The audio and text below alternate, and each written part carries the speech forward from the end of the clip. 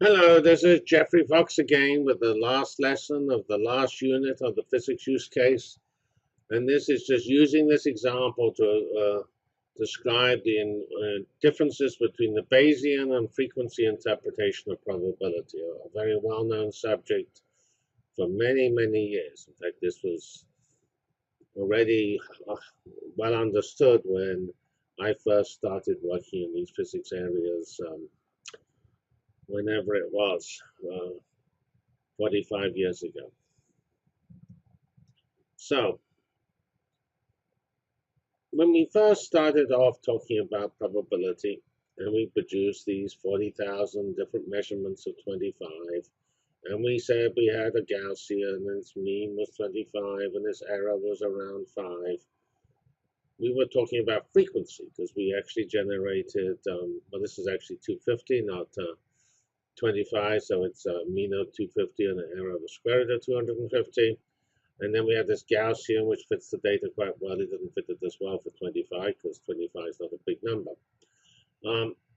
So that's fine if we have 40,000 experiments. But unfortunately, with CMS or Atlas, we have 2 experiments.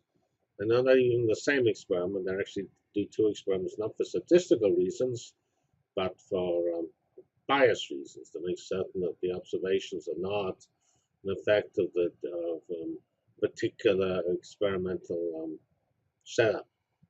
So this, although we can talk about this red curve and Gaussian probabilities and things like that, it's not so relevant because we'll never do lots of different experiments for here 40,000 of at the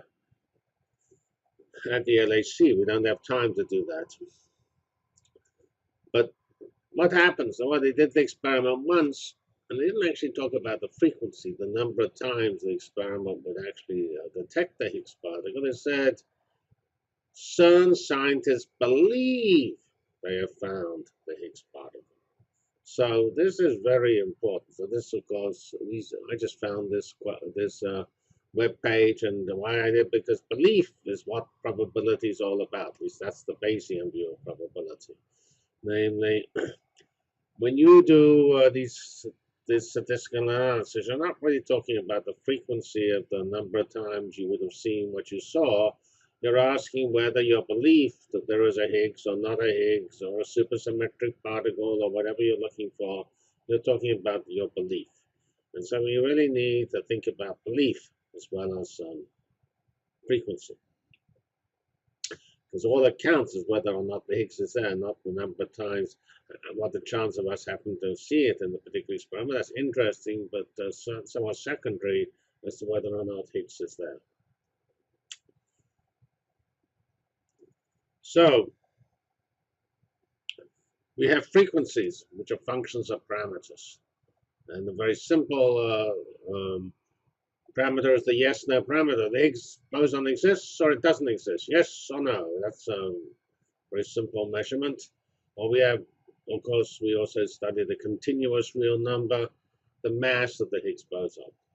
So in the Bayesian view of probability, the probability represents one's belief in the concept, the Higgs boson exists or not, or one's estimate or belief as to the value of a parameter, such as the Higgs mass.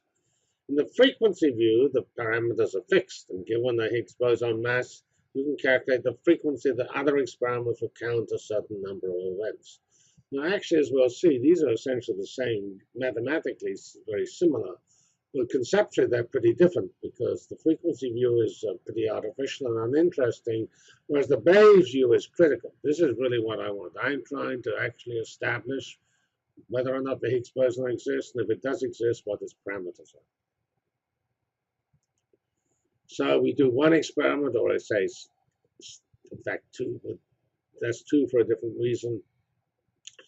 But even in that one experiment, we can actually observe the Higgs mass in multiple ways. We can look at its two photon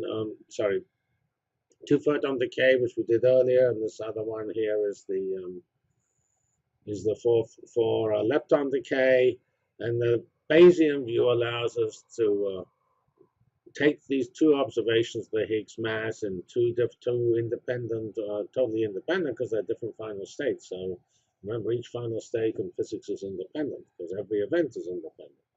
So Bayes allows us to combine information from a single experiment to produce a better value for the Higgs mass. And so the result of all of this is a Higgs mass and a probability that the Higgs mass has a certain range or a certain value. So that's some sort of thing with 2 GeV centered at wherever it is, 126 GeV. So now let's go into a little more detail about how we convert measurements into Bayesian beliefs. So we want to convert a probability of a given experiment to a belief or a probability of the value of a certain parameter, which is either a yes-no parameter or a numerical value, to have a certain value. Underlying this are what we call conditional probabilities, which where we have they're usually represented by this bar. So the probability of E, which is here an experiment with a subject to a hypothesis such that the Higgs exists, that is the conditional probability that E occurs, a particular measurement, given that H is true. So we have to think about things in terms of sets in this little two-dimensional world, which is sort of abstract. Then here we have a region which E and H both occur. Here we have the E region, which is bigger, of course, than E and H. Uses and as a set notation, and here we have H. So we have the probability of E is the area of this big thing here, which is I should say the probability is the area of E, or of the area of the world. The probability of H is the area of H, this ellipse here, divided by the probability of the world. And then we have E given H, which is the area of E intersect H, which is this thing here, divided by the area of H. And the probability of H given E is the same sort of intersection region, but now divided by the area of E.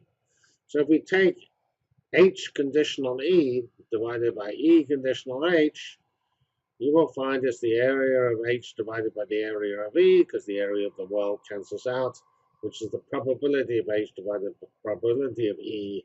And so this is Bayes' law. It relates conditional probabilities of H given E to E given H. And this is absolutely critical, this thing, because what we're interested in, what frequency model tells us, is the probability of observation, which is E, given that the Higgs particle exists, which is H. So this is what we measure. But what we really want is this, which is the probabilities associated with the Higgs existing or not, or the Higgs mass being a certain value or not, based on our experiment. So this is very important. Bayes' law converts the frequency interpretation of probability into the belief interpretation of probability. So this is looked at again here. We come back with Bayes' law. H is the hypothesis. The Higgs mass is something or other, or the Higgs exists or not. E is the experiment, and of course we can use, we have this relationship here. And we have something important here, P of H. P of E is not very important because we only have a few E's, and this sort of is the same, whatever. It's independent of H, and H is what we care about. We want to know whether or not the Higgs exists. Is that hypothesis true or not? So we don't care about P of E, so we sort of don't bother with that. But we do care about P of H. In this interpretation here, the experiment E takes an existing probability of H, the existing feeling about H, and it multiplies it by this, which is what the frequency interpretation of the probability, and it gives us a new estimate of H given E.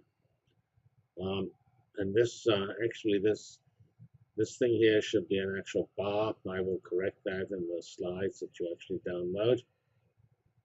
So, and this thing here is also a bar.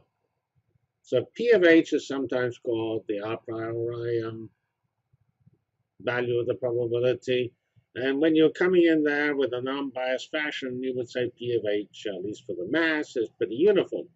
It might have some bounds on it for unreasonability, but at least in some region it's pretty uniform.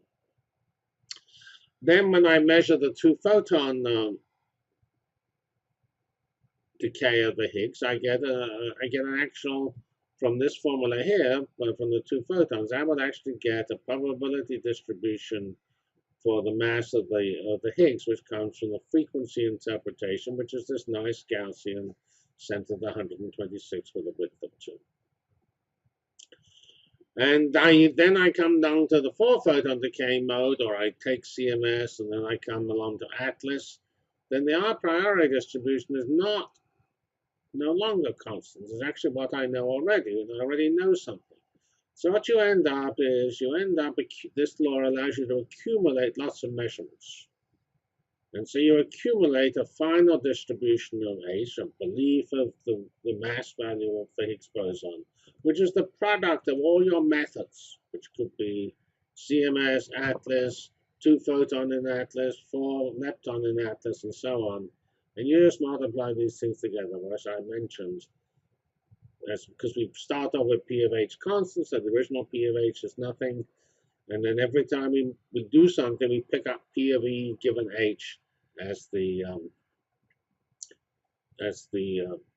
belief we have in the mass value of the Higgs boson. So this shows you how we can convert frequency estimates to beliefs, and how we do this in a product fashion. So we take multiple experiments and multiple measurements in one experiment and increase our knowledge about either the existence of the Higgs.